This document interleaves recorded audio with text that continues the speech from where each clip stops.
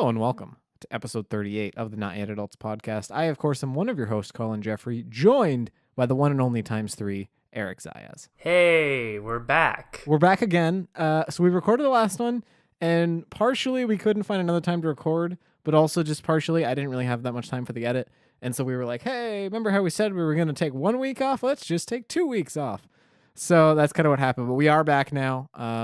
Barring any, tremendous acts of God, we should be back on the old 2 episode a week regimen. Don't jinx it. Don't jinx it. We'll see, but theoretically, there's no reason as of right now that should break. How's your week been, Eric? What's been happening?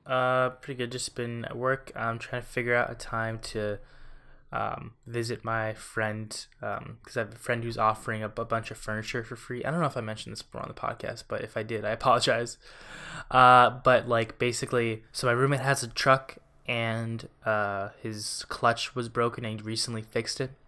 So now that that's fixed, we're trying to figure out a time to head over there. Another roommate is also interested in one of the items of furniture. So we're all just trying to figure out like how to work our schedules with her schedule, and also like Christmas is coming up, so it's like I feel like we gotta get the stuff as soon as possible. But I don't know, it's just managing schedules and stuff, trying to find time to hang out with friends and work is work.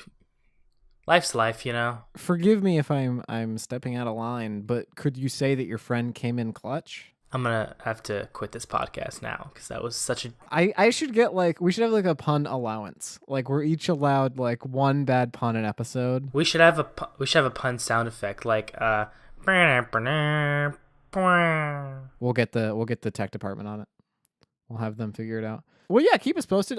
That's my thing right now. Is like, obviously I started my new job. How's that going? It's good. I'm working 20 hours a week right now, and they want to get me up to 28 hours a week ASAP. The issue is they want me to work basically a 3 to 11 shift, PM in the evenings. And my main transportation to and from work right now is public transportation. I just got a bus pass. And the problem with that is buses do not run that late in Spokane.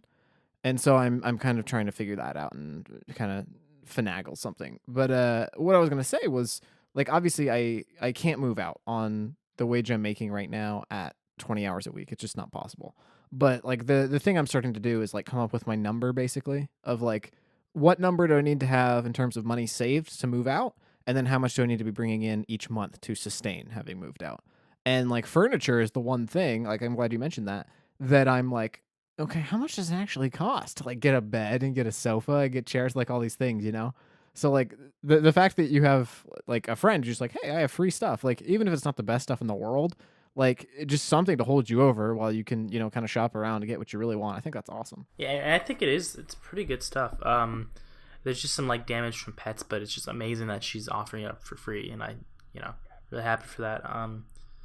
Yeah, but it's just figuring out how to get the stuff out of her apartment and into our house. Just moving's a pain, man. There's nothing more stressful in the world than moving, just about. So yeah, it is what it is. But I didn't mention it last week just because like I hadn't started my job yet. But just to the folks at home, I am the technical media producer at KHQ. That is my title, which is like funny because it's like it sounds like a really high up thing and it's not. It's like one or two. And don't get me wrong, I'm very grateful. I'm enjoying my job a lot. But like as far as the totem pole, it's like one level above a PA. Like you have like an intern's like the lowest on the totem pole, and then you'd have like a PA, and then you have a TMP, which is what I am. That just means you got a lot of room to grow and a lot of like places to go. That rhymed more than I intended it to, and I'm sorry. You're a poet and you didn't know it. So anyways, I honestly don't want to talk about it that much, but last week I didn't say what I was doing. I was very kind of mysterious about it because I didn't want to like jinx anything, but it's all official now. So it's my local NBC station. But well, Eric, in the vein of jobs and making money and things like that, when you get a job, you start having a little bit of money to throw around. Once you have money to throw around, you start buying things. That's typically what people do with money, yes. It is. And this week I bought something, technically last week, but who cares? We're in like a time paradox here with how recording works. I bought myself a new phone. I got the iPhone XR. because I'd had my iPhone SE for a little over 2 years, and it was starting to slow down, and it was kind of a baby phone at this point. But it made me think. It got me thinking about these little magic computer devices in our pocket, and how much we take them for granted, and how much we use them when we probably don't need to, and how it has kind of shaped our society and our generation a little bit. And so I kind of just wanted to open the floor and just kind of pick your brain. What are your thoughts about these smart telephones that we have? Why do you make it sound like it's a new? It's all well, I work in news now, so everything is like, tell us about these electronic telephones that people are using. Like, I don't know. I think it's funny. But no, what do you think about phones, Eric? I mean, I think technology is amazing and incredible. I'm amazed every day by the technological advances we have, and like how it's become. We're so used to like all these amazing things that just a decade ago, or even farther, a few decades ago, weren't even like conceptualized or couldn't even be thought of, and weren't even part of like normal. Like my parents talk all the time about, like, when we were young, like we didn't watch TV all the time. Or no, actually, my mom will specifically say when we were young, we didn't have the internet all the time, and we managed. And I was like, I don't know how you managed, but yeah, I have a Samsung Galaxy S7 because I'm an Android boy. So we'll start like the Batman v Superman for the Not Yet Adults podcast. If you're like the team Android and I'm the team Apple. This is gonna be what breaks us. And yeah, I used to like not use smartphones very much, and like I remember even the first time I got like a full genuine smartphone was an iPhone, and I used it for a few days, and then I turned to my dad and I was like, I don't really like want this, and then he took it from me, and I went back to like a normal like flip phone. See, which is so fascinating to me, because like, again, everyone's like different, and that's totally fine. I don't really like, anytime I argue about the Apple versus Android thing, like it's always kind of in jest. Like they're not as different as people make them out to be. But like, that's always so fascinating to me, because there's something about specifically iOS that I just love, and it just clicks with my brain. And it just totally works for me. But yeah, I mean, everybody's different. There's no like right answer. The reason I personally am not a fan of Apple iOS, I actually have like a legitimate reason for, and there's nothing to do with it's not Apple's fault. It's not like I'm saying it's a bad iOS because of this. It's like there's like a psychological reason for it that goes back to like my childhood. When I was in Evergreen Elementary School, we had a computer lab, and the computer lab was just a bunch of old Macintosh computers. And so when we had like computer labs, we'd be on those computers, and like we'd go. So that was my first experience with Apple iOS. And back at home, there was like a house computer, and it was a computer that it was a desktop computer that we all shared, and that was a PC. So psychologically, from when I was a kid, I associated the Apple operating system and Safari and whatnot with schoolwork and with boring tasks, and I associated PC operating system, like Windows operating systems, and like recreational stuff, as one of the same. Which is so fascinating, because to most people, PC is for like spreadsheets and like boring stuff, and Apple or Mac OS is for like creative stuff and making things. So that's so fascinating, the difference there. Yeah, it's definitely changed as an adult. Like now I'm a lot of the times the only times I'm on Mac, or at least in recent memory, were when I would do design labs at PLU, and we would work with Photoshop and a Premiere, and we'd just make stuff. I was like, this is incredible, but I don't know what I'm doing because for years I didn't use this because I stayed away from Apple products because it reminds me of like boring schoolwork. No, and that's so fascinating. That's like again, like people love to like buy into the whole like PC versus Apple or Apple versus Android debate, just because like rivalries are fun. Just people like doing that. But honestly, that's like a real tangible reason in like your origin story that like totally makes sense as to why that happened. It's not because I say like, oh, it's bad. It's just like I just can't.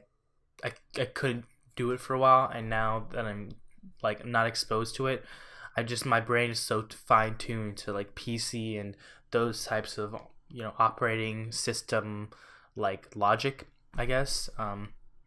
So like I get on an Apple computer and everybody talks about how like Apple computers are so like user friendly for it's like the kind of computer you give to someone who's like never used a computer and they can learn how to use it. But for me, because my brain is so like shaped in the PC sort of mindset, I get on an Apple computer. I'm like, this might as well be a piece of alien technology. It's very much like learning a foreign language, or like you're trying to get your brain to think in a certain way. And even though the rules are kind of broken and you don't really understand it, like you start picking up how to think in the way that works for this language. And then suddenly someone's like, okay, now speak German.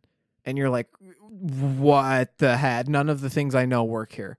And like it's always hard to go over. So like I first learned on an iMac, and then we always had PCs in the house, so I just became a PC guy.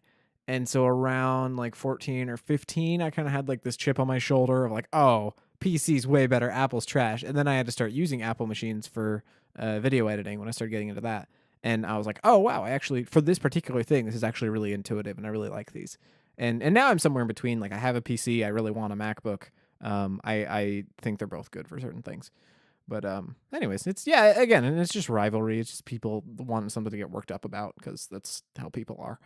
But Eric, talk to me a little bit about how you kind of deck out your phone to make it yours. Because we got the phone itself, which isn't all that much to write home about. But then we have we have cases and accessories and all these things. What do you do to your phone to give it a little bit of personality? But I remember like when phone covers were kind of a new thing, I like avoided it for a while because a lot of people would get phone covers that I personally was like, that's obnoxious. I don't want that on my phone. Like I don't need to personalize phone. And now I see phone covers and some of them are like ridiculous. Like they'll have like a little bit of water inside and glitter and it'll look like a freaking snow globe. It looks like a 12-year-old girl's phone cover. Yeah, there's a lot of covers like that. I'm like, oh, I don't like that. But so I avoided phone covers for the longest time. And then I think probably the first or second time I dropped my phone, I was like, oh, maybe I should get a cover. I understand. I immediately was like, there's a logic to this. So the cover I get is just like the most basic, like I don't really like the thick like OtterBox type covers because I used to have one like that and it just like was uncomfortable to fit in my pocket. So even though the thinner covers don't protect as much, I prefer them. And I have one that's basically just like a matte black finish and it's just like monochromatic. There's not a lot of design to it. It's just something to like hug the phone a little bit. And I don't have a screen currently on this one. And I should have gotten one because just like a couple weeks ago I dropped it. And I dropped this phone a pretty decent amount of times and it doesn't, it's never cracked, but like the last time I dropped it, it was on concrete and it was the last straw that broke the camel's back, so there's a little crack on the side, on the corner. Not too bad. It's not like a shattered screen, so I got lucky, but yeah, but they're like as far as like personalizing things and like new things like phone covers and stuff, which isn't new anymore. I'm a little late to certain trends, and like when a trend is new and it seems very bandwaggy, I like kind of shy away from it. And I was like this with like emojis too. I was like, that's something that everyone's doing, and I think it's kind of obnoxious, so I'm gonna not do it on principle. And I'm like very stubborn with things, and then after a while I kind of like give in, or I see the value in it, and I'm like, well, it is a unique way of expressing emotion through text and whatever. I don't know if emojis are unique necessarily so much as they're just easy. Of like I don't have to like worry about the word choice I'm using because I'm using this little icon to communicate emotion instead of the actual words I'm saying. Which like I feel like is actually helpful. At least how I use emojis is in text, things often fall really flat.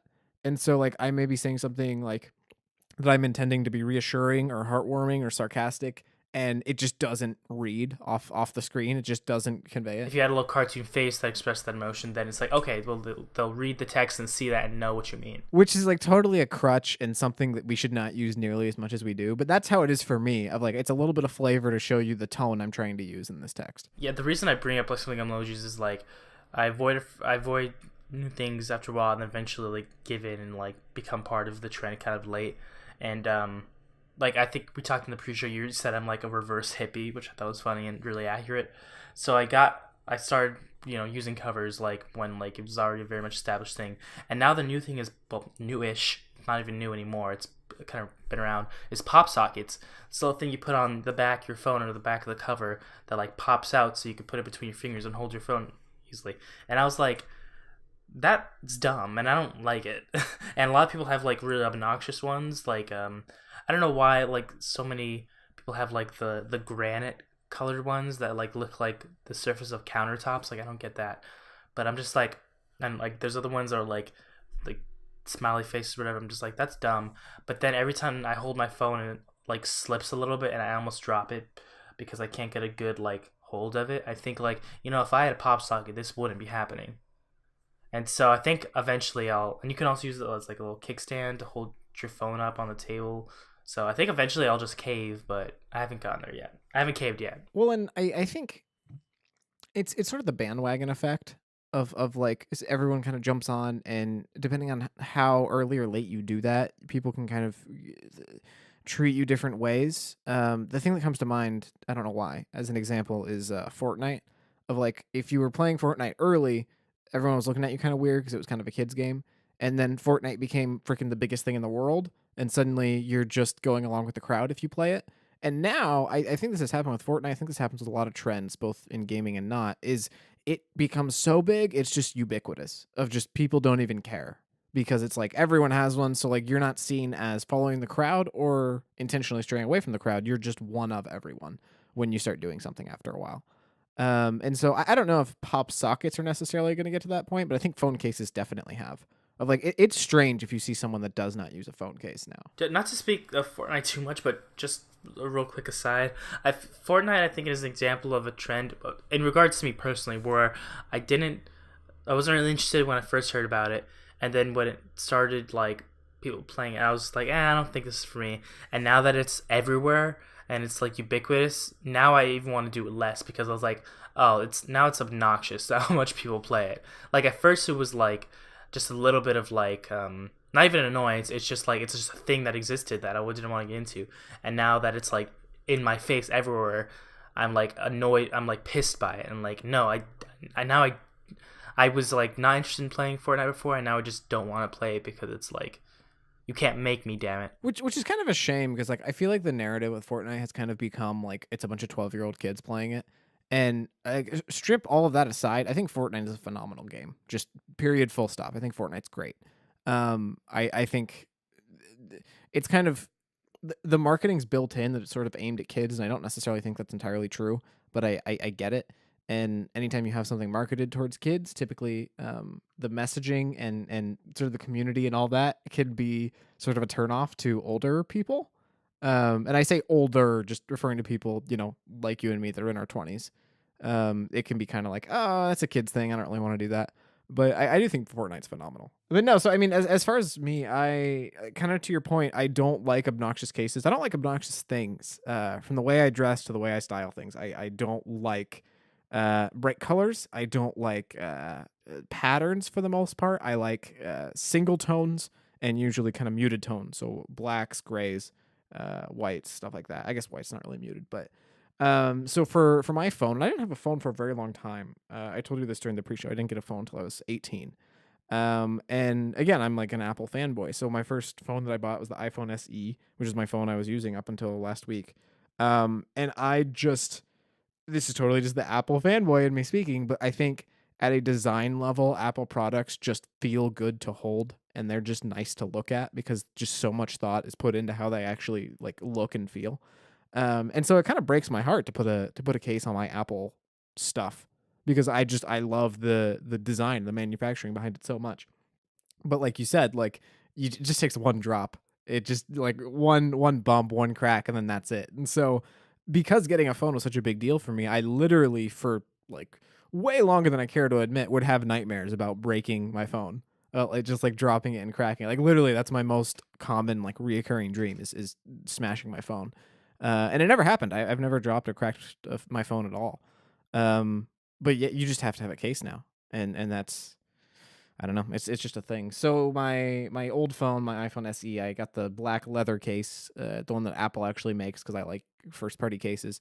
And then I just got my iPhone XR, which Apple doesn't make a leather case for yet. The only case that Apple makes for it, and they just released it a couple weeks ago, is like a clear plastic case to show the the color, because that's the whole thing about the XR is it's a colorful phone. So I have my new iPhone in a clear case, and I'm very happy with it.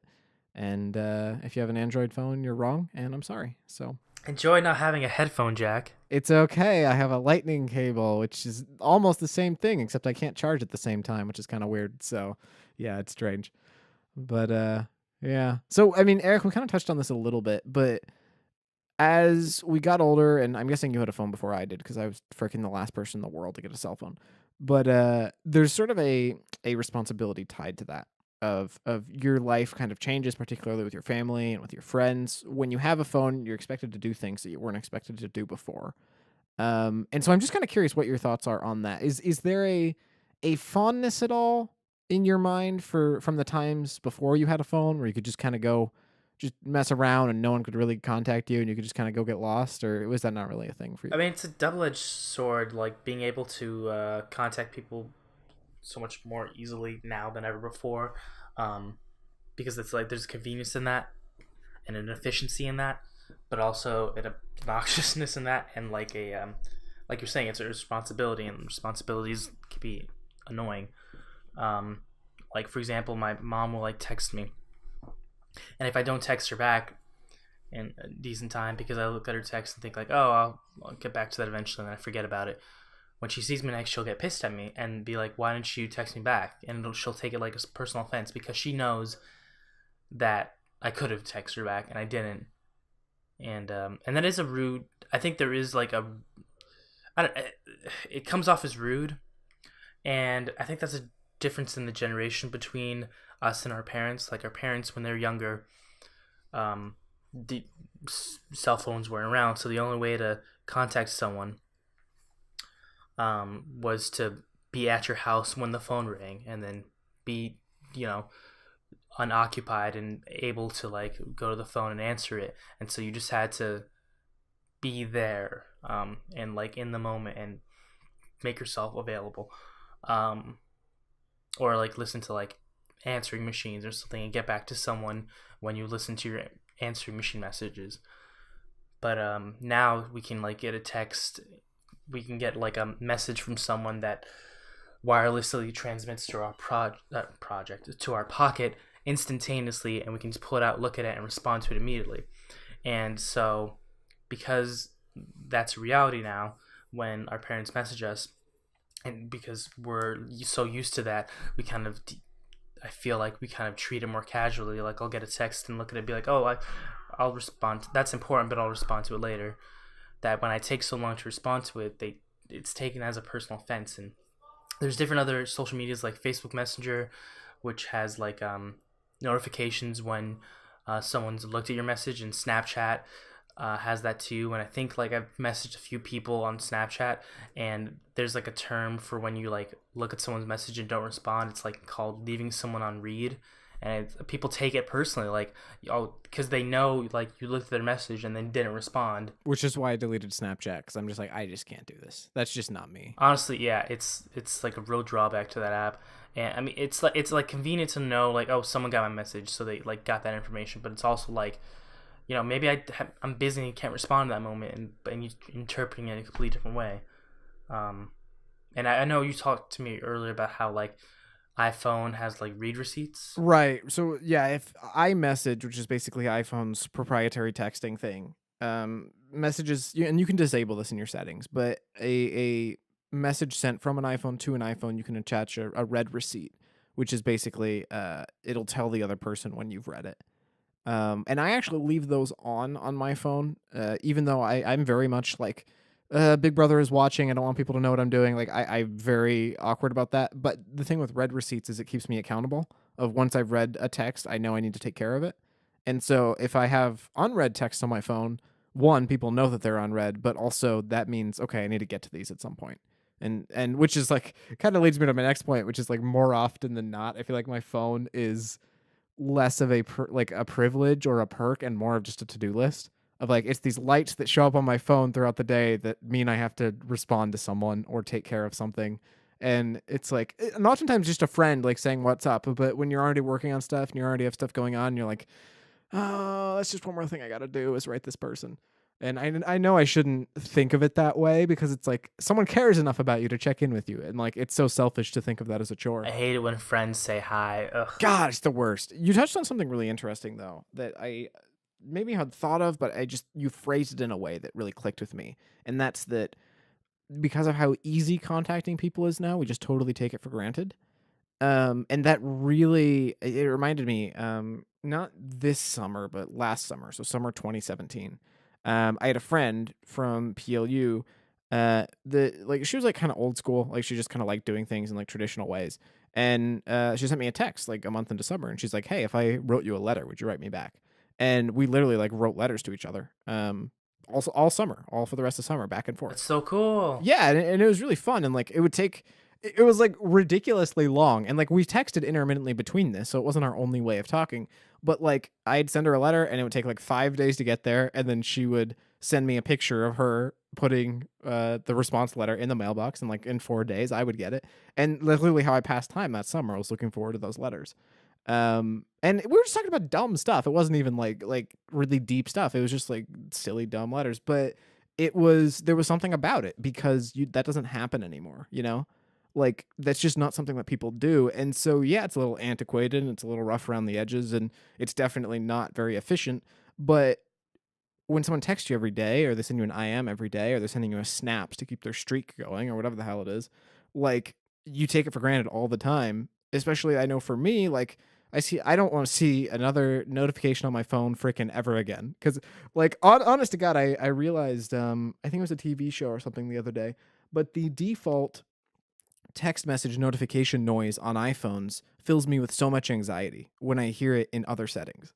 Like when I'll be watching a TV show and someone's text chime goes off, I'm like, like I tense up. I get that with a lot of people in TV, either TV shows or like in real life, sometimes have the sound effect from. I have a third party reminder app. It's called To Do Reminders that I use for like scheduling, and it has like when it goes off, it has a very unique like ringtone that it's not like my call ringtone or any other kind of ringtone.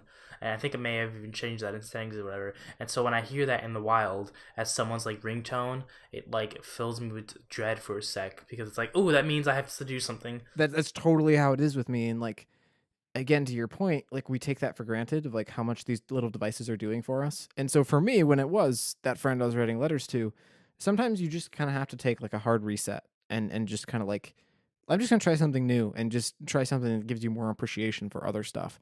Um, and so like I love my phone from a technical perspective. I think it's an enormous feat in engineering and design, and I love looking at it and I love holding it.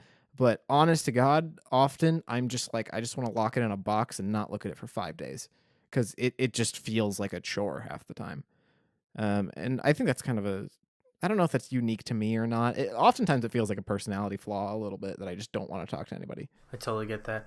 One last thing I want to say before we head out because we're getting close to that time is that when you mentioned how like fun it is to like get letters, I just think of how fun it is to think like of our parents when they were really young or their parents when they were like teenagers in their 20s sending letters and thinking like, oh, I won't hear back from this person for months, what a burden. And then like years later, now we live in a generation where we can instantly message each other. And it's a burden for the opposite reason of like they're always texting you. Exactly. And like the idea of getting a letter or sending a letter sounds so much more fun and interesting because it's like, oh, this is like a special unique event thing, and it's like more tactile and more analog and more like personal. And I feel like it's a little bit of a hipster thing. It's a little bit of a the grass is always greener thing of, you know, whatever you're not used to is always going to seem more appealing.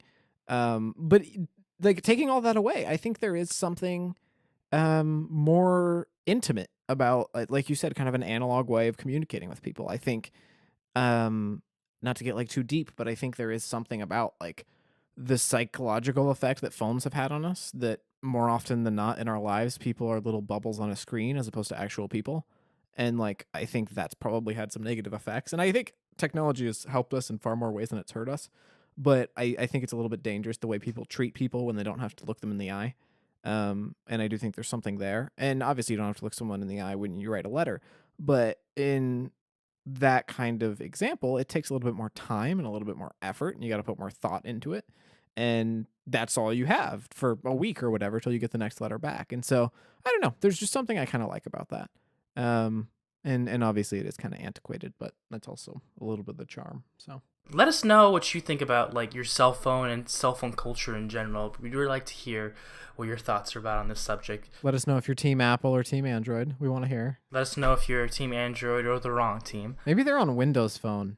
No matter what, no matter what you pick, just don't pick Windows Phone. Just don't do that. Not Yet Adults comes to you every Monday and Friday at 9 a.m. Pacific Time on YouTube, SoundCloud, Google Podcasts, Apple Podcasts, Stitcher, and all sorts of podcast services, provided, we can schedule-wise, which may be harder soon, but we're trying our best.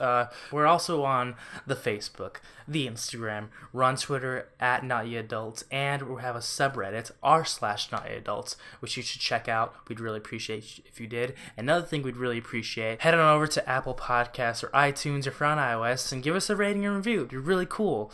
We'd really appreciate that. It only takes a couple minutes and it makes us feel really good inside. It helps us out a lot based on like analytics and stuff we don't understand. Maybe Colin understands it. I don't understand it. It's true. Well, no, I definitely don't understand it, but I know it's good. It doesn't hurt us. It definitely doesn't hurt us when people do that. I'm sure someone understands it, but we really appreciate it because we put a lot of work into it, and we love the podcast, and we love that you love the podcast, and there's a bunch of love going around. So we'll be back on Monday at 9 a.m. Pacific Time to talk about something new, and we just can't wait. So thanks for listening to Not Yet Adults.